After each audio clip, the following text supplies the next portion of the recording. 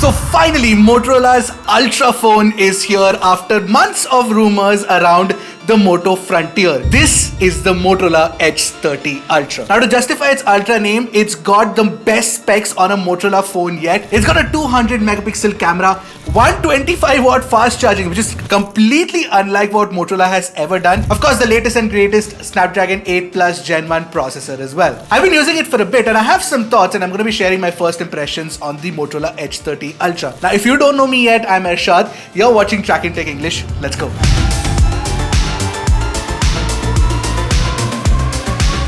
The first thing that grabs your attention about the Motorola Edge 30 Ultra is not really the phone, but the new packaging that it comes in. So finally, Motorola has upgraded the retail packaging now, and it is also eco-friendly. I really like the color, I really like the way it looks, and I like the fact that Motorola is trying to go green. Having said that, going green doesn't mean that Motorola has removed the charger, the cable, all of those things. You do get a charger in the box, you get a cable in the box, and you also get a case as well. Now, talking about the design of the Motorola Edge 30 Ultra, the phone itself, now this is a big, massive phone with a big display, a big curved display as well, yet Motorola has managed to keep it slim. I think this might be one of the slimmest phones with a massive 6.7 inch display, I'm not so sure, but it's got a thickness of 8.4 millimeters, and the best part is Motorola also keeps the weight down to under 200 grams. The in-hand feel of the phone is very good. I really like this nice matte finish AG glass on the rear, and the kind of camera module design looks pretty good too. And like I mentioned in the Motorola Edge 30 Fusion first impressions, and if you haven't watched that yet, a link should pop up right now. This one's got flat top and flat bottom as well, which means that you can place it on a flat surface like this and it will stand.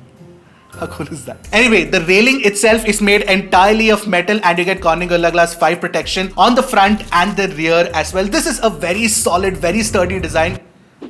That always happens in Motorola phones. This is a very solid, very sturdy design, and of course, it's a very premium design for the price that you're paying for it. Another thing that I want to mention is that the Type-C port at the bottom is a USB 3.1 standard Type-C port, because a lot of phones like the iQOO 90, the OnePlus 10T, all of those don't come with the Type-C 3.1 standard port, which is definitely a letdown. So this is a good thing on the Motorola Edge 30 Ultra. And just like the Motorola Edge 30 Fusion, you've also got that Dolby Atmos branding on top, which means Motorola is really proud of showing off that association. However, the stereo speaker is not a true stereo speaker. You've got to work with the earpiece, which works as a second speaker. But unlike the Motorola Edge 30 Fusion, this one is not as lopsided in terms of channel imbalance. The left and right tuning is pretty okay, and it's serviceable, and the kind of sound quality that you get with it is also very good. Take a listen for yourself and let me know what you think. I'm going to play some song right now.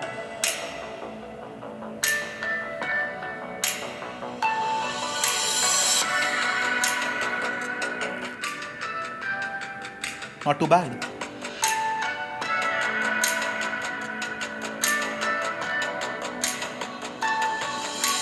Of course, there's no headphone jack on the Motorola Edge 30 Ultra, but I'm going to test out the audio performance in detail, for which you need to stay subscribed. If you haven't yet, we'd love your support. Please hit the subscribe button and the bell icon right next to it to get notified whenever we put out an awesome new tech video. Also, the YouTube algorithm values engagement, so if you do genuinely like the video, don't forget to give us a thumbs up and maybe even comment below.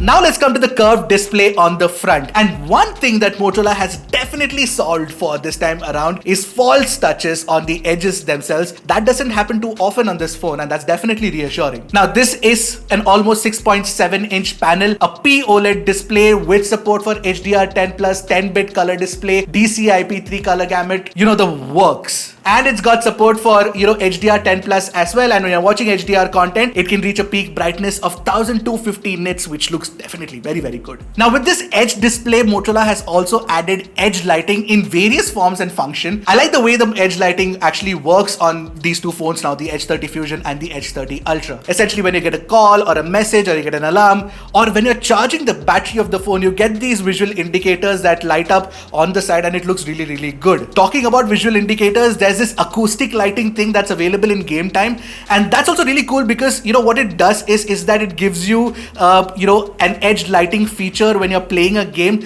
to tell you where exactly that sound is coming from, whether it's coming from the left or the right. And I think that's really useful and sort of very helpful during competitive gaming too. Also, there are two things that I want to specifically mention that are a part of the display, and that is the optical in-display fingerprint scanner, which is very fast to unlock the phone, yes, but it is placed a little too low. The second thing is Motorola has actually improved the X-axis linear motor. It's got better, tighter, precise vibration feedback now, which is definitely an improvement.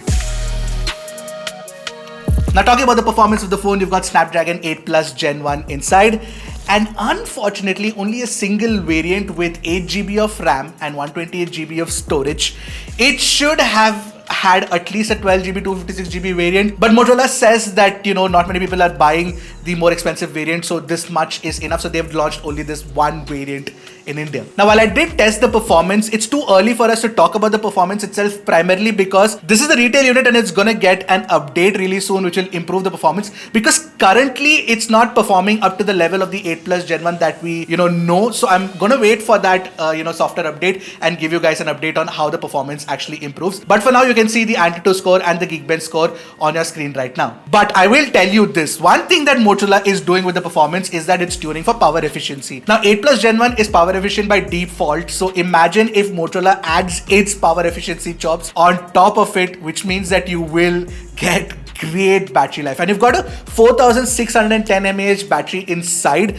I haven't tested it extensively, but I'm expecting 6 hours of screen on time at least, so I hope that definitely happens. Now talking about the battery, of course you've got that 125 watt fast charger inside the box. Unfortunately, I haven't had a time to do a 0 to 100 run yet, but you know that I will do it for the full review, so stay tuned for that one. Now this is a GAN charger that you get inside the box, and it's kind of heavy, so you have to keep that in mind. Now one thing I forgot to mention is that within the software itself, you've got two options, which is basically optimized charging and overcharge protection, which will ensure that your battery longevity is extended and your battery doesn't keep dying soon. So that's definitely a good thing, and they're on by default. So if you want faster charging from the 125 watt brick, then you will have to switch that toggle off. And if you do charge at top speeds, then you should know that the phone will get hot, so don't use it when you're charging. That's just a very friendly advice.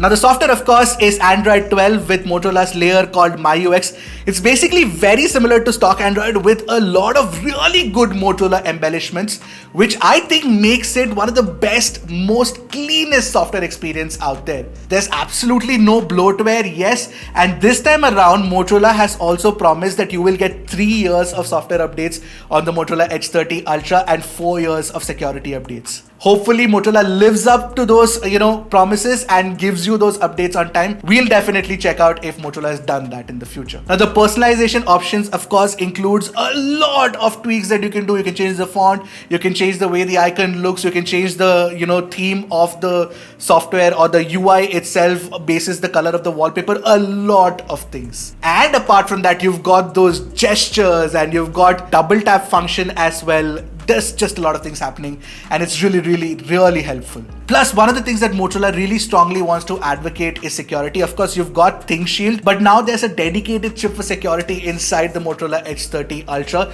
which gives us slightly more confidence in using this phone.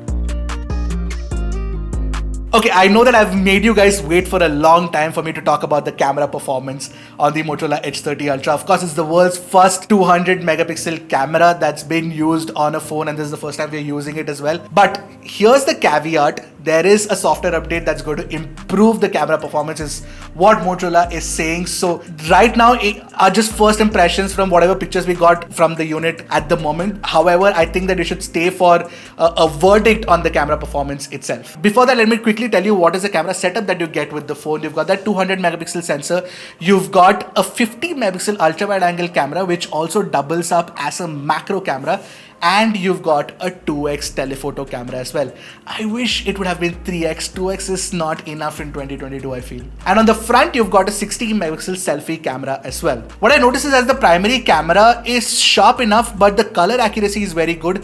And pictures of people kind of look really nice as well. But the portrait mode is sort of a hit and a miss. I think Motorola should fix that soon. The dynamic range performance, of course, is not in the league of, say, something like a Vivo or something like a Samsung. So that definitely needs an improvement. I did like the ultra wide angle camera. The color size consistency between the three cameras is not too bad either. The 2x telephoto samples don't look as sharp as I would have liked them to, but yeah, I mean, that's what it is. The selfie camera does take great selfies, okay? It's very, very sharp. I like the portrait mode. I like the kind of HDR that you can do with a selfie camera. It's a 60 megapixel camera, man. I mean, it's really, really good. Now, when you're doing portrait photography, there's one very interesting thing that I saw in the camera app. Now you get a 35mm lens, a 50mm lens, and an 85mm lens. The 50mm lens, of course, is that 2x telephoto camera, which is double the times of the primary camera. But the 35 and the 85 are, I think, some sort of hybrid, focal lengths that, Motorola has used, which is why they don't look as impressive in portrait mode. The 50mm does look very, very good. Now, with respect to video recording, you can do up to 4K 60 FPS video recording and with stabilization, no less. And you can also shoot 4K 30 FPS videos from the front camera too. Anyway, there's a lot to talk about the Motorola Edge 30 Ultra's cameras because, of course, there is a lot happening here, and I'm definitely going to be doing some sort of comparison as well, but I'm just waiting for that update to happen. Now, all that's great, but what about the price? You guys saw the price that Motorola launched it at, right? This is an Ultra phone that's available at a Pro phone's price. It's at 60,000, and in Flipkart BBD, it's available for 55,000 rupees. And for that price, the Motorola Edge 30 Ultra has a lot going for it, especially with the fact that, the design itself is very premium now, and the software experience is premium too. Plus, you get 3 years plus 4 years, promise as well. I'm pretty happy with this phone, but there's a lot to test yet. What do you guys think of the Motorola Edge 30 Ultra? Do you like it? Do you not like it? Let me know in the comment section below. Until next time, this is Ershad signing off. Keep tracking and stay safe.